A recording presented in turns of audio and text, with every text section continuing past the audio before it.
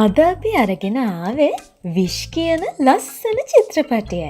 එකමත් එක කාලයක කඩවසම් තරුණයෙක් සිටියා. ඔහු හැම මොහොතකම සිතුවේ ජීවිතයේ ඇති වැදගත්ම දේ ආශාවන් ඉටු කර ගැනීම බවයි. එබැවින් ඔහු ඒ වෙනුවෙන් බොහෝ වෙහෙසුණා. ඔහු ලෝකයේ මායාව ඉගෙන ගැනීමට උනන්දු වුණා. මන්ත්‍ර ගුරුකම් පවා ඔහු ඉගෙන ගත්තේ ඔහුගේ ආශාවන් ඉටු කර ගැනීමට හා වෙනත් කිසිවෙකුට ඔහුගේ ආශාවන්ට බලපෑම් කිරීමට නොහැකි වීම සඳහායි. සැබවින්ම ඔහු සාර්ථක වුණා. ඔහු ඔහුගේ භාර්යාව සමගින් රාජධානියක් ගොඩනගා ගත්තේ එහි ප්‍රතිඵලයක් ලෙසයි. ඒ කොහෙන් පැමිණියාදැයි නොසොයාම ඕනෑම පුද්ගලයෙක් ඕනෑම පවුලක් ඔවුන්ගේ රාජ්‍ය වෙත පිළිගනිමිනුයි. එබැවින් මිනිසුන්ද ඔවුන් වටා එක්වුණා. මෙලෙසින් ආරම්භ වුණු රෝසාස් නගරයේ ආශා නම් තරුණියක් ඇයගේ මව සහ සීයා සමගින් ජීවත් වුණා. අද දිනට ඇයගේ සීයාගේ සියවන ජන්මදිනය යෙදී තිබුණා. ආශාගේ මව නගරයට ගොස් සතුටින් නිවස වෙත පැමිණියේ රජතුමා එදින පැවැත්වීමට තීරණය කර ඇති ප්‍රාර්ථනා උත්සවය පිළිබඳව සුබ ආරංචියද රැගෙනයි. ඉතින් ආශාට සිතුනේ එය තමන්ගේ සීයා වෙනුවෙන්ම ලැබී ඇති උපන්දින ත්‍යාගයක් ලෙසයි. ඒ වන විට රාජධානියේ හැම පුරවැසියෙක්ගේම ප්‍රාර්ථනාවන් රජතුමා සතුව තිබුණේ ඔවුන්ගේ කැමැත්ත පරිදි. ඉතින් ඔහු සතුව ඇති ප්‍රාර්ථනාවන්ගෙන් කිහිපයක් හෝ ඉටු කිරීමට රජතුමා වරින් වර කටයුතු කළේ තමන්ගේ කැමැත්ත මතයි. මෙයද එවැනි එක් අවස්ථාවක් වුණා. ආශාගේ මව සීයාගේ උපන්දිනය වෙනුවෙන් කේක් පිළියෙල කිරීමට ආශාගෙන් උපකාර ඉල්ලා සිටියත් ඇයට මේ මොහොතේ අවශ්‍ය වුණේ මාලිගාවේ සේවය කරන තමන්ගේ මිතුරිය වන ඩාලියාගේ සහයට මාලිගාව වෙත යාමටයි. ඩාලියාට මාලිගාවේ ආහාර පිළියෙල කිරීමේ රාජකාරිය භාර වී තිබුණා. එසේම ආශාගේ අනෙක් මිතුරන්ද මාලිගාවේ සේවය කළ අතර ආශාටද ඒ සඳහා අවස්ථාවක් ලැබී තිබුණා. ඒ රෝසාස් නගරේ හැම කෙනෙක්ගේම ආදරය දිනා සිටි තරුණ මෙන්ම කඩවසම් මැග්නිෆිකෝ රජතුමා යටතේ ආධුනිකයෙක් ලෙස සේවය කිරීමටයි. ඒ දුර්ලභ අවස්ථාවක් වුණු අතර ඒ සඳහා රජතුමා ඉදිරියේ සම්මුඛ පරීක්ෂණයකට මුහුණ දීමට ආශාට සිදු වී තිබුණා. මෙලෙස මාලිගාව වෙත ගොස් සිටි ආශාට රජතුමා ඉදිරියේ පෙනී සිටීමට කාලය එළඹී ඇති බව අමායා රැජිනිය පැමිණ පැවසුවා. එසේම රැජිනිය ආශාව රජතුමා හමුවට කැඳවාගෙන යන්නටද වුණා. එහිදී මැග්නිෆිකෝ රජතුමා ආශා සමග බෙහෙවින් සුහදශීලී කතාබහක යෙදුණු අතර ඇයව ඔහුගේ රහස් මන්ත්‍ර කුටිය වෙතද කැඳවාගෙන යන්නට වුණේ ඇය පිළිබඳව යම් පැහැදීමක් ඔහු තුළ ඇතිවුණු නිසයි. නමුත් තමන්ගේ ආධුනිකයෙකු ලෙස බඳවා ගැනීමට නම් තමන්ට ආශා පිළිබඳව විශ්වාසයක් ඇතිවිය යුතු බව රජතුමා ආශාහට පැවසුවා. රහස් මන්ත්‍ර කුටිය තුලදී ආශාට දකින්නට ලැබුණු දෙයින් ඇය පුදුමයට පත් වුණා. ඒ රෝසාස් නගරයේ වැසියන්ගේ දහස් ගණනක් ප්‍රාර්ථනාවන් පාවෙමින් නැති අයුරුයි. එහිදී ඇයට තමන්ගේ සීයාගේ ප්‍රාර්ථනාවද දකින්නට ලැබුණා. සීයාගේ සියවන උපන්දිනය එදිනට යෙදී ඇති බව ආශා රජතුමා සමගින් පැවසුවේ සීයා වෙනුවෙන් තමන්ට ප්‍රාර්ථනාව ඉටු කර දීමට හැකි වෙතයි බලාපොරොත්තුවෙන් යුතුවයි. එවිට සීයාගේ ප්‍රාර්ථනාව පරීක්ෂා කර බැලූ රජතුමාට දකින්නට ලැබුණේ ඔහු රෝසාස් නගරයේ වැසියන් ඉදිරියේ ගීත ගායනා කරමින් අනෙක් අය පිනවීමේ ආශාවකින් පෙළෙන බවයි. එහිදී අනෙක් අය ඔහු වටා එක්වන අයුරු මැග්නිෆිකෝ රජතුමාට දකින්නට ලැබුණා. කලබලයට පත්වුණු රජතුමා සීයාගේ ප්‍රාර්ථනාව ඉටු කිරීම ප්‍රතික්ෂේප කළේ එය භයානක ප්‍රාර්ථනාවක් බව පවසමිනුයි. එයින් ඔහු කැරලිකරුවන් කණ්ඩායමක් ඇති කර ඔහු වටා රැස් කර ගනිමින් රෝසාස් නගරයට මෙන්ම තමන්ට එරෙහිව බලයක් ගොඩනැගීමට උත්සාහ කළ හැකි බව රජතුමා ආශා සමග පැවසුවා. තමන්ගේ මහලු සීයා කිසිවිටකත් එවැනි ද්‍රෝහියෙක් නොවන බවට ආශා විශ්වාසයෙන් යුතුව රජතුමාට පැවසුවත් ඔහු ඒ පිළිගැනීමට කැමති වුණේ නැහැ. කිසිදු අයුරකින් සීයාගේ ප්‍රාර්ථනාව ඉටුවීමට තමන්ට ඉඩ දිය නොහැකි බව රජතුමා ආශාට තරයේ පැවසුවේ ඒ නිසයි. රජතුමාගේ එම අදහස් වලින් මවිතයට පත්වුණු ආශාට ඔහු පිළිබඳව කලකිරීමක් ඇති වුණා. එබැවින් ඇය රජතුමාගෙන් විමසුවේ එලෙසින් රාජධානියේ බොහෝ වැසියන්ගේ ප්‍රාර්ථනාවන් ඉටු නොවන බව ඔවුන් නොදැනම ඔවුන් රජතුමා කෙරෙහි විශ්වාසයෙන් බලාපොරොත්තු තබාගෙන සිටීම කෙතරම් කනගාටුදායකද යන්න පිළිබඳවයි. ඒවා ඉටු කිරීමට නොහැකි නම් මිනිසුන්ගේ ප්‍රාර්ථනාවන් ආපසු ඔවුන් වෙතම ලබා දීම වඩාත් යෝග්‍ය නොවන්නේ දැයි ආශා තවදුරටත් රජතුමාගෙන් විමසා සිටියා. නමුත් ඊට රජතුමාගෙන් ආශාට ලැබුණේ දරුණු පිළිතුරක් පමණයි. බලාපොරොත්තු රහිත වූවන් තමන්ගේ රාජ්‍ය වෙත බාරගන්නා තමන් විසින් ඔවුන්ගේ ඉරණම තීරණය කරන බව රජතුමා පැවසුවේ රුදුරු රකුසෙක් ලෙසයි. ඒත් සමගම රැජිනිය එහි පැමිණියේ උත්සවය සඳහා කාලය එළඹී ඇති බව රජතුමාට සිහිපත් කිරීම සඳහායි. එවිටම රජතුමාගේ ස්වරූපය වෙනස් වුණු අතර ඔහු සාමකාමී අයුරෙන් පැවසුවේ උත්සවයේ ප්‍රධාන වේදිකාව මත රජතුමා සහ රැජිනිය සමගින් ආශාද සිටිය යුතු බවයි. ආශා ඊට අකමැති වුණත් එය තමන්ගේ අනක් බව රජතුමා පැවසීම නිසා ආශාට එය ප්‍රතික්ෂේප කිරීමට හැකියාවක් ලැබුණේ නැහැ. එලෙසින් රෝසාස් නගරයේ වැසියන්ගේ ප්‍රීතිഘോഷා මැද මැග්නිෆිකෝ රජතුමා වේදිකාවට පිවිසුණු අතර රජතුමාගේ කැමැත්ත මත ආශා වේදිකාවේ පසෙකින් අසුන්ගෙන සිටියේ රැජිනිය අසලිනුයි. අලුත් විවාහක යුවලක් පැමිණ ඔවුන්ගේ ප්‍රාර්ථනාව මැග්නිෆිකෝ රජතුමා වෙත ලබා දුන් අතර ප්‍රාර්ථනාවක් ඉටු කිරීමට රෝසාස් වැසියෙක් තෝරා ගැනීම ඊළඟ මොහොතේ සිදු වුණේ රජතුමාගේ කැමැත්ත පරිදි.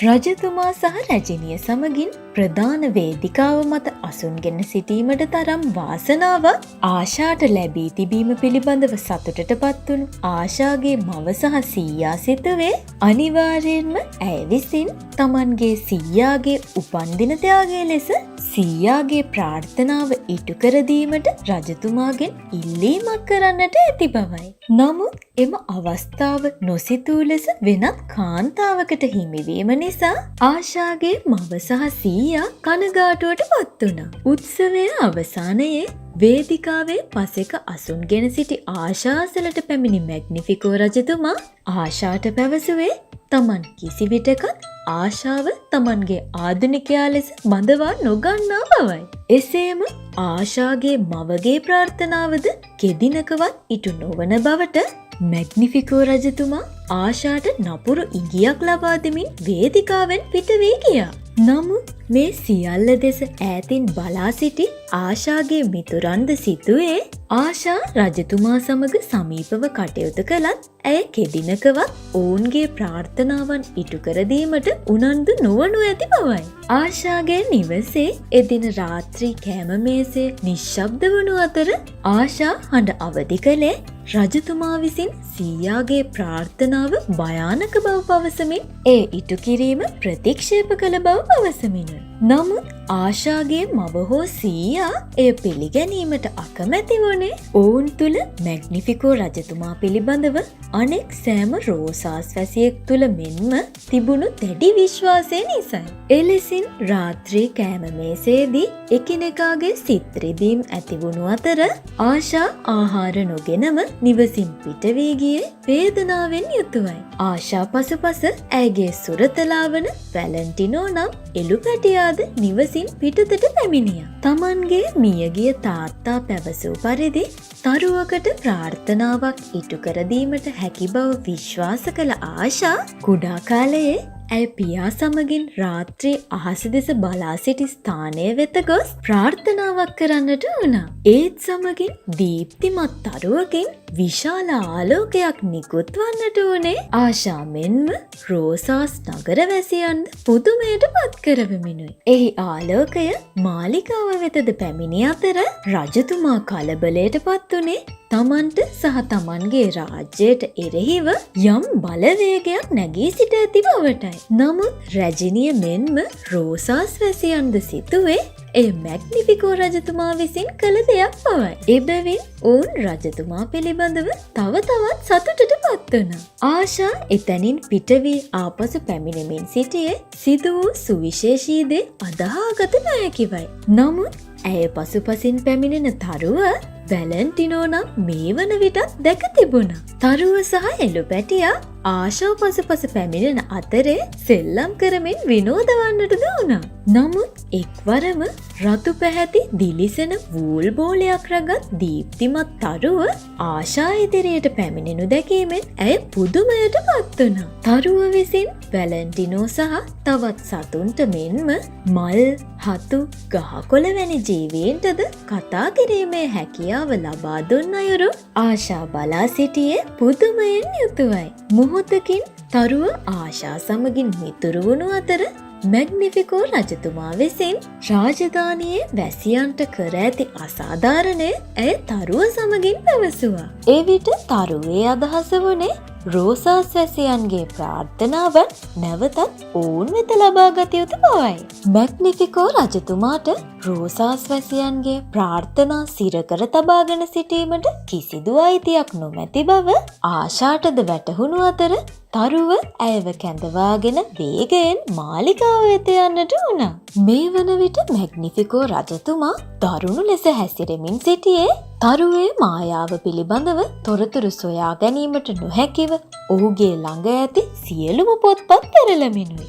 රජතුමා තහනම් මායාව භාවිතා කිරීමට සැරසුණත් ඒ මොහොතේ ඔහු අසලට පැමිණි අමායා රැජිනිය ඔහුව වළක්වාලන්නට වුණේ ඇය කිසිවිටකත් රජතුමා මෙන් කලබලකාරී ලෙස හැසිරෙන කෙනෙක් නොවුණු නිසයි.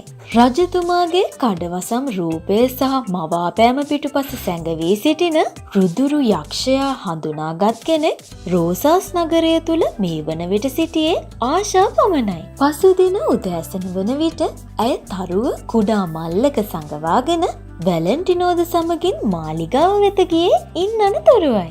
මාලිගාවේ කුකුලන් රඳවා ඇති ස්ථානයේ වෙත ගොස් තරුව සහ වැලන්ටිනෝ එහි රඳවා තැබූ ආශා ඉන් පිටතට පැමිණියේ කිසිවිටකත් පිටතට ඇසෙන ලෙස ශබ්ද නොකරන ලෙස ඔවුන්ට උපදෙස් දෙමිනුයි. ඇය මාලිගාවේ මුළුතැන්ගේ වෙත පැමිණෙන විට ඇයගේ මිතුරන් පෙරදින රාත්‍රිය දුටු ආලෝකය පිළිබඳව කතා කරමින් සිටින බව ඇයට දකින්නට ලැබුණා. මැග්නිෆිකෝ රජතුමාගේ අධ්‍යයන කාමරය වෙත යාමට යම් රහස් මගක් ඩාලියාගෙන් දැන ගැනීමට හැකි වෙතයි ආශා බලාපොරොත්තු වුණේ. ඇය කාලයක් තිස්සේ මාලිගාවේ මුළුතැන්ගේ රාජකාරී කරමින් සිටි නිසයි. මේ අතරතුර තරුව විසින් කුකුලන්ටද කතන හැකියාව ලබා දී තිබුණු බැවින් කාමරය තුලින් යම් යම් හඬවල් නැගෙන්නටද වුණා. එසේම ඒ මොහොතේ සාෆි පැමිණියේ කුකුලන්ගේ බිත්තර එකතු කිරීමටයි. එය ඔහුට අදාළ රාජකාරියක්ව තිබුණත් ඔහු ඒ තුලට යාම වැළැක්වීමට ආශා උත්සාහ කළා. ආශාගේ මේ අමුතු හැසිරීම ඩාලියා හා අනෙක් මිතුරන්ට කුතුහලයක් වුණ බැවින් ඔවුන් ආශාගෙන් ඒ පිළිබඳව ප්‍රශ්න කරන්නට වුණා. අවසානයේ තරුව පිළිබඳව මිතුරන්ට පැවසීමට ආශාට සිදු වුණත් ඒ රහසක්ව තබා ගැනීමට ඔවුන්ව පොරොන්දු කරවා ගැනීමට ඇයට සිදු වුණා. මැග්නිෆිකෝ රජතුමාගේ හදිසි කැඳවීමේ සීනුව නාද වුණේ මේ අවස්ථාවේදී. අනෙක් මිතුරන් එතනින් පිට වී ගියත් ඩාලියා එහි මොහොතකට නතර වුණේ ආශාගෙන් තමන්ට දැන ගැනීමට යමක් තිබිය යුතු බව ඇයට හැඟුණු නිසයි. රජතුමාගේ කඩවසම් රූපයේ පිටුපස සිටින නපුරු මායාකරු පිළිබඳව හැම දෙයක්ම ඩාලියා හට පැවසීමට ආශා කටයුතු කළේ ඉන් අනතුරුවයි. අවසානයේ රජතුමාගේ අධ්‍යයන කුටිය වෙත යාමට මාර්ගයක් ඩාලියාගෙන් දැන ගැනීමට ආශාට හැකි වුණා. නමුත් එය පහසු මාර්ගයක් නොවුණු අතර එය මුළුතැන්ගෙයි සිට රජතුමාගේ අධ්‍යයන කාමරය වෙත ආහාර යැවීමට යොදා ගන්නා මාර්ගයයි. එහි අපහසුවෙන් ගුලි වී තනිවම කඹේ අදිමින් ඉහළට යාමට ආශාට සිදු වුණත් ඇය සමග තරුව මෙන්ම වැලන්ටිනෝද සිටියා. ඉහළට ගියත් කාමරය තුලින් එහි දොර අකුළු දමා තිබුණු අතර තරුව විසින් ඉඩ ඇති කුඩා හෙඩැස් වලින් ආලෝක ධාරා නිකුත් කර දොරගුළු කඩා දැමීමට සමත් වුණා. නමුත් ඔවුන් එයින් පිටතට පැමිණෙන විට අධ්‍යයන කාමරය තුල බොහෝ අවුල් වී ලිපි ලේඛන පවා ගිනි ගනිමින් තිබුණේ තරුව විසින් නිකුත් කළ ආලෝක ධාරා නිසයි. මේ අතරතුර රැස්ව සිටි සියලුම රෝසාස් වැසියන් ඉදිරියේ මැග්නිෆිකෝ රජතුමා ප්‍රකාශ කළේ පෙර දින රාත්‍රියේ පැමිණි ආලෝක ධාරාව තමන් විසින් එව්වක් නොවන බවයි.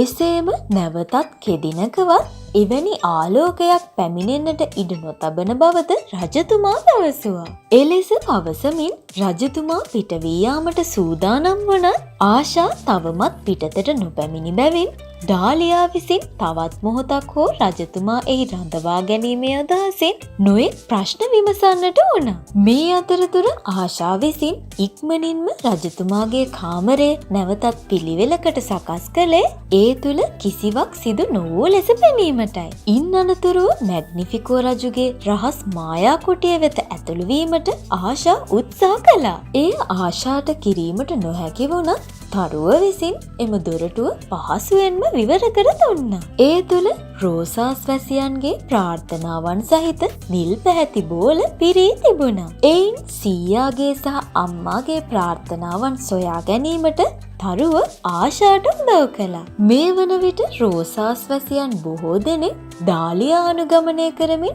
රජතුමාගෙන් ප්‍රශ්න කිරීමට පටන්ගෙන තිබුණු බැවින් එයින් හෙම්බත් වූ මැග්නිෆිකෝ රජතුමා කෝපයට පත්වී තිබුණා. එබැවින් ඔහු ප්‍රධාන වේදිකාවෙන් පිට වී ගියේ තරහින් යුතුවයි. රජතුමා නැවතත් අධ්‍යයන කාමරය වෙත පැමිණෙන විට ආශා තරුව සහ වැලන්ටිනෝ සමගින් සැඟවී කාමරයෙන් පිට වී ගියා. කෝපයේ ගින්නෙන් ඇවිලෙමින් සිටි මැග්නිෆිකෝ රජතුමා කිසිවෙකුගේ වදන් නොතකමින් මෙවර තහනම් මන්ත්‍ර පොත අතට ගත්තේ කෙසේ හෝ තමන්ට අවශ්‍ය පරිදි මිනිසුන් පාලනය කිරීමේ අදහසින් යුතුවයි. මේ වන විට සීයාගේ ප්‍රාර්ථනාව රැගෙන ආශා නිවස වෙත ගොස් තිබුණා. ඒ මේ වන විට කතා කරන වැලන්ටිනෝ සහ තරුවද සමගිනුයි. එසේම සිදුවෙමින් පවතින සියල්ලක්ම ඔවුන් සීයාට සහ අම්මාට පැහැදිලි කර දුන්නා. නමුත් අවාසනාවන්ත ලෙස ඒ මොහොතේ මේ සියල්ලක්ම සිදු කරන්නේ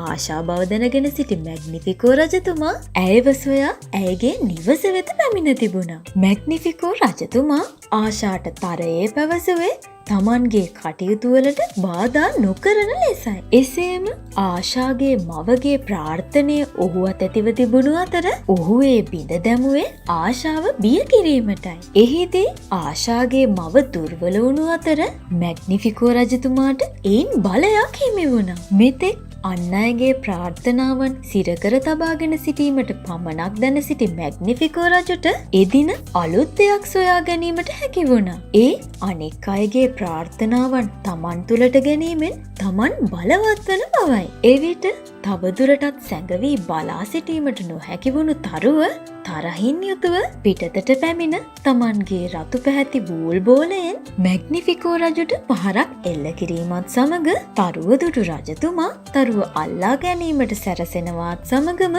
අසල තිබුණු ලී භාණ්ඩයක් ඔහුගේ සිරුර මතට තල්ලු කර දමා ඔවුන් හැම කෙනෙක්වම කැඳවාගෙන ආශා නිවසින් පිටතට පැමිණියා. නිවසේ දොර අසල රැඳී සිටි සෙබළුන් දෙදෙනා තමන්ගේ වූල් වලින් එකට ගැට ගසා බිම ඇද දැමීමට තරුව කටයුතු කළා. ඉන් අනතුරුව වැලන්ටිනෝ විසින් රජතුමා සහ සෙබළුන් කැඳවාගෙන පැමිණ තිබුණු අශ්වයින් සමග කතා කර ඔවුන්ගේ පිට මත අනෙක් අයද රැගෙන පිට වී යන්නට වුණා. මෙලෙස තොටුපොළ වෙත පැමිණි ඔවුන් රෝසාස් නගරයෙන් පිට වී බෝට්ටුවකට නැගුණේ දූපතක් වෙත යාමේ අදහසිනුයි. මද දුරක් ගිය පසු තමන්ගේ මිතුරන් මෙන්ම අනෙක් අසරණ රෝසාස් වැසියන් හැම කෙනෙක් පිළිබඳවම කනගාටුවක් ආශාට ඇති වුණා. එබැවින් ඇය සීයාට සහ අම්මාට ආරක්ෂිතව දූපත වෙත ගමන් කරන ලෙස පවසා දියට පැන පිහිනා යන්නට වුණු අතර වැලන්ටිනෝ සහ තරුවද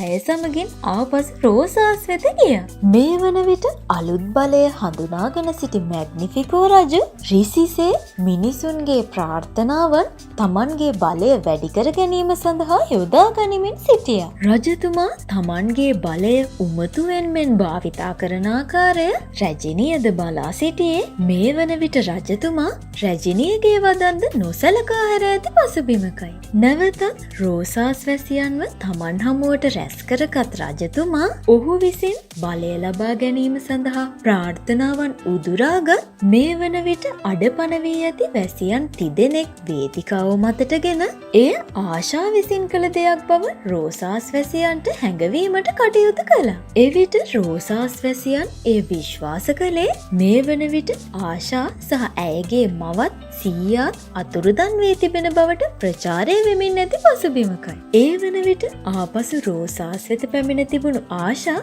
තමන්ව කිසිවෙකුටත් හඳුනා ගැනීමට නොහැකි වන පරිදි ලෝගුවකින් ආවරණය වී මේ සියල්ල දෙස බලා සිටියා. එමෙන්ම වේදිකාවෙන් අසුන්ගෙන සිටි අමායා රජිනිය බිය වී ඇති බව ඇයගේ මුහුණේ ඉරියව්දුටු ආශාට වැටහුණා. මෙවැනි පසුබිමකදී රැජිනිය මෙන්ම ඩාලියා සහ තවත් මිතුරන් කිහිප දෙනෙක් ආශා පිළිබඳව තවමත් විශ්වාසය තබා සිටියා. මේ මොහොතේ අමායා රජිනියගේ උරහිස මතට නැගි පුංචි මීයේ ඇයට පැවසුවේ මේ රෝසාස් නගරයේ අනාගතය වෙනුවෙන් රැජිනියගේ තීරණය අවශ්‍ය කාලය බවයි. මේ අතරතුර මැග්නිෆිකෝ රජතුමා විසින් ආශාගේ මිතුරු කම්මැලි සයිමන්ව තමන් යටතේ සොල්දාදුවෙක් කරගනු ලැබුවේ ඔහුගේ ප්‍රාර්ථනාව ඉටු කර දෙමිනුයි. එසේම රජතුමා විසින් ඔහුව වසඟයට ගෙන තිබුණු අතර ඔහු අනෙක් මිතුරන් 6 දෙනාගේ නම් සඳහන් කළේ ආශාට සහාය දක්වන ද්‍රෝහියන් ලෙසයි. එහිදී ඩාලියා සහ අනෙක් අය එතනින් පැන යන්නට වුණු අතර ආශා අල්ලා ගැනීමට සහාය දක්වන්නන්ට ත්‍යාග ලබා දෙන බවට රජතුමා රෝසාස් වැසියන් ඉදිරියේ ප්‍රකාශ කළා. මේ මොහොතේ සැඟවී සිටින තමන්ගේ මිතුරන් හමුවට ගිය ආශා ඔවුන්ට සැබෑ තත්ත්වය පැහැදිලි කර දුන්නා. අමායා රජිනියද ආශා සහ මිතුරන් සමග එක්වුණේ මේ මොහොතේදී. පසුව ඔවුන් සැලසුමක් සකස් කළ අතර රජතුමාගේ අවධානය වෙනතකට හරවා රෝසාස් වැසියන්ගේ ප්‍රාර්ථනාවන් බේරා ගැනීමට සැලසුම් කළා. ඒ සඳහා ආශා කැලෑව දෙසට ගිය අතර ඒ පණිවිඩය අමායා රජිනිය විසින් රජතුමා වෙත ගෙන ගියා. එසේම තරුව විසින් ආශාට බලයක් සහිත ආලෝක යෂ්ටියක් සකස් කර දෙන්නටද වුණා. අසුපිට නැගුණු මැග්නිෆිකෝ රජු වනාන්තරය බලා ඉක්මනින්ම පිටත් වුණු අතර ආශාගේ මිතුරන් රජතුමාගේ රහස් කුටිය වෙත ප්‍රවේශ වුණේ මේ අතරතුරේදී. එහිදී රෝසාස් වැසියන්ගේ දහස් ගණනක් ප්‍රාර්ථනාවන් නිල් පැහැති බෝල තුල සිරවී පාවෙමින් නැති අයුරු ඔවුන්ට දකින්නට ලැබුණා. ඔවුන් එක් වී එම ප්‍රාර්ථනාවන් සියල්ලක්ම නිදහස් කිරීමට කටයුතු කළේ අමායා රජිනියගේ සහයෝගයද ඇතිවයි. මේ වන විට දූපත වෙත ළඟා වෙමින් සිටි ආශාගේ මව සහ සීයාට එය දකින්නට ලැබීමත් සමග ඔවුන් ආපසු රෝසාස් වෙත බෝට්ටුව පදවන්නට වනේ ආශා විසින් රෝසාස් බේරාගෙන ඇති බවට සතුටු වෙමිනුයි. නමුත් ආශා මැග්නිෆිකෝ රජතුමාට කොටු වුණු අතර තරුව විසින් ලබා දුන් මායා යෂ්ටියද ඔහු විසින් පාගා බිම දමන්නට වුණා. එහෙත් එහි මැග්නිෆිකෝ රජුගේ ස්වරූපයෙන් එවා ඇත්තේ සයිමන් බව මොහොතකට පසු ආශාට දැනගන්නට ලැබුණා. රජුගේ වසඟයේ සිටි සයිමන් ආශාගේ ගමන වැළැක්වීමට උත්සාහ කළත් එය ව්‍යර්ථ කරමින් එතනට පැමිණි ජෝන් නම් වලසා ආශාට එතනින් පැන යාම සඳහා සයිමන්ව වැරෙන් අල්ලා සිටියා. ආශා අසුපිට නැගී වේගයෙන් මාලිගාව දෙසට යන අතරතුර ඇයට දකින්නට ලැබුණේ මැග්නිෆිකෝ රජු ඔහුගේ බලය යොදාගෙන නැවතත් ඒ සියලුම ප්‍රාර්ථනාවන් තමන් අතැති යෂ්ටිය වෙතට ඈඳා ගන්නා ආකාරයයි. රජිනිය එය නවත්වන ලෙස රජතුමාට පැවසුවත් ඔහු ඇයටද පිළිතුරු දුන්නේ බල ප්‍රහාරයකිනුයි. තරුවද තමන්ගේ ග්‍රහණයට හසුකර ගැනීමට මැග්නිෆිකෝ රජු සමත් වුණු අතර එය වැළැක්වීමට ගිය ආශාට බලය යොදාගෙන පහරදීමට ඔහු දෙවරක් සිදුවේ නැහැ. අවසානයේ කුරිරු රජා විසින් තරුව තමන්ගේ යෂ්ටියේ සිරකරගන්නට වුණා. එසේම ඔහු තමන්ගේ බලය රාජ්‍යය පුරා විහිදුවා හරින්නට වනේ රෝසාස් වැසියන් බීතියට පත් කරමිනුයි. තමන්ට කෙතරම් පහර එල්ල කළත් ඒවායින් නොනැවතුණු ආශා අපහසුවෙන් නැවත නැවතත් රජුට එරෙහිව සටන් කරන්නට වුණා. නමුත් තවදුරටත් මැග්නිෆිකෝ රජු ඔහුගේ නපුරු බලයෙන් රෝසාස් වැසියන්ව බැඳ තබා ගන්නට වුණා. එහිදී ආශා අපහසුවෙන් වුවත් ඔවුන්ගේ ප්‍රාර්ථනාවන් පිළිබඳව සහ ඒවා අනිවාර්යයෙන්ම ඉටුවන බවට වන ගීතය ගායනා කරන්නට වුණේ රජු පහර පිට පහර එල්ල කරන අතරේදී. එලෙසින් ඇයට සහයෝගයක් වෙමින් ඩාලියා, අමායා රජිනිය මෙන්ම හැම කෙනෙක්ම ආශා සමගින් ගීතය ගායනා කරන්නට වුණා. ඒත් සමගින් ටිකෙන් ටික මැග්නිෆිකෝ රජුගේ බලය බිඳී යාමට ආරම්භ වුණු අතර රෝසාස් වැසියන්ගේ ප්‍රාර්ථනාවන් දැල්වෙන්නට වනේ ආශා මෙන්ම ඔවුන් හැම කෙනෙක්ම ශක්තිමත් කරමිනුයි. අවසානයේ තරුව යෂ්ටියෙන් පිටතට පැමිණෙන්නට වුණු අතර රෝසාස් වැසියන්ගේ ප්‍රාර්ථනාවන්ද නිදහස් වනේ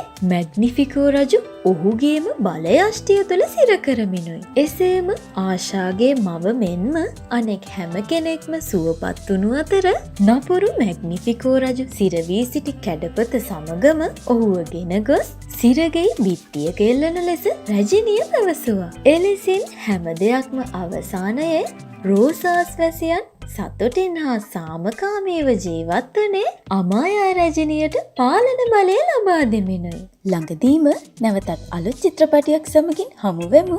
මේ චිත්‍රපටය පිළිබඳව ඔබේ අදහස පහලින් කමෙන්ට් කරන්න. ඒ වගේම තවත් ලස්සන චිත්‍රපටි ඔබ වෙත ගෙන ආ සැනින් බලන්න අපගේ Movie World channel එක subscribe කරලා bell icon එකත් click කරලා තියාගන්න.